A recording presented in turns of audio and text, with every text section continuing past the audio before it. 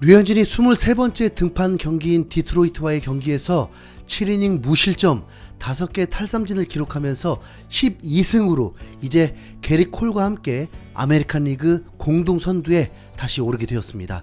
12승을 먼저 올렸던 오클랜드의 크리스 베시스는 안타깝게도 경기 중 강한 타구를 얼굴에 맞으면서 시즌 아웃이 되어버렸습니다. 이제 다승왕의 경쟁은 게리 콜과 제크 레인키 등 다승왕 경쟁만 10명 정도가 됩니다. 류현진보다 연봉이 2배 가까이 많은 선수와 다승 경쟁을 하고 있다는 것이 올 시즌 끝까지 관전 포인트가 될 듯합니다. 류현진은 디트로이트와의 경기에서 자신의 승수보다 중요할 수 있는 팀 승리를 위해 무조건 호투를 해야만 했습니다. 토론토는 최근 3연패로 와일드카드로 플레이오프에 오르기 위해서는 기적이 필요한 상황까지 이르렀습니다. 전날 경기마저도 로비레이가 8이닝 1실점으로 호투를 했고 7회까지 게레로의 홈런으로 1대0으로 앞서 있었음에도 끝내 연장전에서 참패를 겪고 말았습니다. 불펜 방어로 말이죠. 플레이오프에 오를 경쟁팀들은 계속 상승세를 타고 토론토는 부진하면서 와일드카드 2위와 이제 5게임 반차까지 벌어진 상황에 이르렀습니다. 특히 양키스가 불어온 상황인데 양키스는 열흘 전까지만 해도 토론토와 엎치락 뒤치락 하는 승률이었는데 이제 와일드카드 1위에 올라있는 상황입니다. 저력이 느껴지죠. 뭐 안되면 앞으로 남은 양키스와의 7경기를 뭐 다 이겨버리면 되긴 합니다. 토론토는 아직 40여 경기가 남았다고 하지만 최소 7할 이상의 승률을 기록해야 합니다.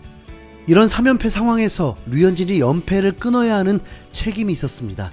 한국 시간 새벽 4시 8분 토론토 홈구장에서 펼쳐진 이 경기에 비장하게 마운드에 올랐던 류현진은 시작부터 선두타자에게 2구 만에 좌중간 안타를 맞으며 설마 또 하는 믿음보다 불안함이 엄습했습니다. 류현진은 올 시즌 평균 자책점이 오르게 된 이유가 책임주자를 놓은 상태에서 불펜이 망쳐놔서이긴 하지만 피안타율이 2할 5푼에 육박할 만큼 안타를 많이 맞고 있다는 것은 분명 불안한 부분입니다.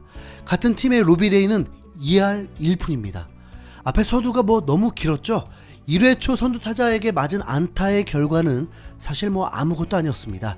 2번 타자를 헛스윙 삼진으로 돌려 세운 뒤 3번 타자는 유격수 병살로 잡아내면서 공 10개로 1회를 깔끔하게 끝냈습니다. 그리고 이후 큰 위기가 거의 없었습니다. 투구수 관리도 매우 잘하면서 5회까지 67개 공밖에 던지지 않았습니다. 위기는 딱 2차례가 있었는데 먼저는 5회였습니다. 선두 타자를 삼진으로 돌려 세우면서 출발이 좋았지만 두 번째 타자 카스트로에게 안타를 맞았습니다. 타구가 땅볼이었지만 강하게 맞았다 보니 외야 깊숙하게 흘러갔는데 에르난데스가 2루로 뛸 걸 의식했는지 급하게 포구를 하려다 오히려 실수를 하면서 2루타를 내주게 되었습니다. 타자조차 2루로 뛰려고 했던 건 아니었는데 에르난데스가 도와줘버렸죠. 류현진은 갑자기 득점권 주자를 내보내게 되었습니다. 그리고 다음 타자 때 그 아쉬움은 더 크게 느껴졌습니다. 류현진이 유격수 땅볼 유도를 매우 잘했는데 만약에 주자가 1루에 있었다면 100% 병살타였습니다. 결국 에르난데스의 작은 실책이 투아웃 3루가 되고 말았습니다. 당시 2대0으로 앞서 있는 상황이었는데 류현진의 실점도 실점이지만 전날 같은 상황이 또 벌어지진 않을까 걱정이 된 거죠. 류현진은 이 위기를 결국 스스로 극복해버립니다.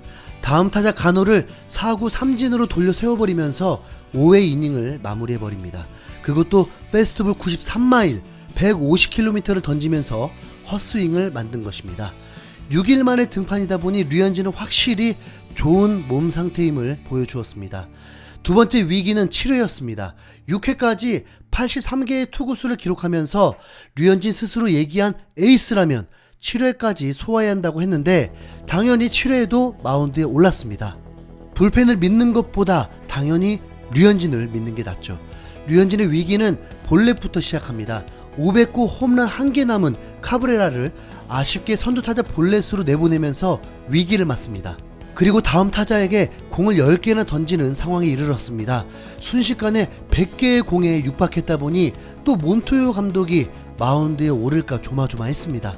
류현진은 두 경기 연속 자신의 평균 자책점이 치솟은 것이 열받았는지 이 위기를 다른 방법으로 벗어나게 만듭니다. 칸델라리오 이 타자가 강한 중전 안타성 타구가 류현진의 스파이크에 맞으면서 굴절이 되고 2루수 심의원이 잡으면서 병살이 가능한 상황을 만들었습니다. 그런데 비셋이 2루까진 잘 잡고 급한 나머지 1루 송구가 높게 되면서 원아웃 처리만 되고 말았습니다. 매우 아쉽죠. 토론토는 급한 상황이 일어나면 꼭 실수를 하게 됩니다. 참고로 비셋은 아메리칸 리그 유격수 실책 1위입니다. 류현진은 99개의 공을 던졌고 원아웃이었다 보니 효율이 필요했습니다. 그리고 강판이 너무 싫었죠. 6번 타자 카스트로를 풀카운트 끝에 2개의 아웃카운트를 한 번에 올리는 병살타를 만들어내면서 7회까지 105개의 공으로 무실점 피칭을 만들어냅니다. 이 경기에 류현진은 극찬받을 수밖에 없는 경기였습니다. 땅볼 타구만 11개에 위기마다 병살타 3개로 뛰어난 위기관리 능력을 보여주었습니다.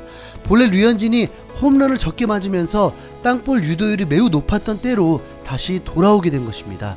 특히 체인지업이 다시 돌아온 건지 아니면 디트로이트 타자들이 체인지업 공략을 못한 건지 체인지업만으로 22번의 스윙을 끌어냈고 10번의 헛스윙을 만들면서 명품 체인지업의 위용을 다시 뽐내주었습니다. 체인지업 뿐만이 아니라 모든 구종으로 구속 차이도 많이 나게 하고 좌우에 꽉 찬 완벽한 제구로 타자들을 농락했습니다. 류현진은 올 시즌만큼은 어색할 만큼 타선의 지원을 많이 받는 투수로 이름을 올리고 있는데 이외에 그리치기 2점 홈런을 치면서 승리 투수가 될 수 있도록 도와주었고 8회에 심의원이 30호 홈런을 치면서 3대 0으로 승리할 수 있도록 도왔습니다. 류현진과 맞대결한 페랄타 투수는 6회까지 64개밖에 던지지 않았으면서도 패전 투수가 된 불운을 겪게 되었습니다. 토론토 중계진은 경기 후에 류현진은 마스터 체스 플레이어 같았다.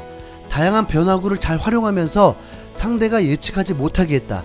류현진의 엄청난 투구가 승리의 발판이 됐다. 이렇게 극찬했습니다. 몬토요 감독은 류현진은 우리 에이스다. 그는 우리에게 기회를 줬다. 수비도 날카로웠다. 병살타를 만드는 과정이 좋았고 팀에 정말 큰 보탬이 됐다. 체인지업이 정말 지저분했다. 타자들의 균형을 계속 무너뜨렸다. 오늘 호투의 열쇠였다. 연패 중에 접전을 승리로 가져갔다. 지금 타선이 그리 좋지 않은 상황이다. 이런 경기가 필요했다. 류현진은 우리에게 필요한 것을 줬다. 7이닝 동안 정말 좋은 투구를 했다. 모든 경기를 이기기 위해 노력하고 있다. 오늘 같은 접전을 이긴 것은 정말 크다. 류현진이 7이닝을 잘 던져줬다. 이렇게 극찬을 했습니다.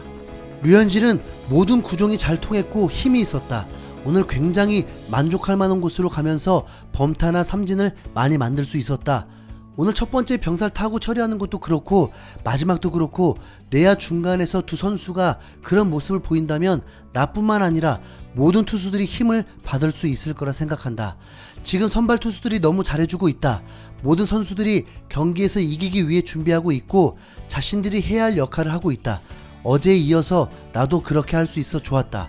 나뿐만 아니라 팀도 지면서 살짝 다운될 수 있는 상황이었는데 빨리 이길 수 있는 방향으로 잘 전환했다. 포기하기는 너무 이르다. 많은 경기들이 남아있다. 선수들은 계속 싸울 준비를 해야 한다. 이렇게 소감을 전했습니다. 류현진은 평균 자책점을 3.72에서 3.54까지 떨어뜨리면서 이제 다승 공동 선두와 팀이 다시 승리할 수 있는 분위기를 만들어주는 에이스의 역할을 톡톡히 해냈습니다.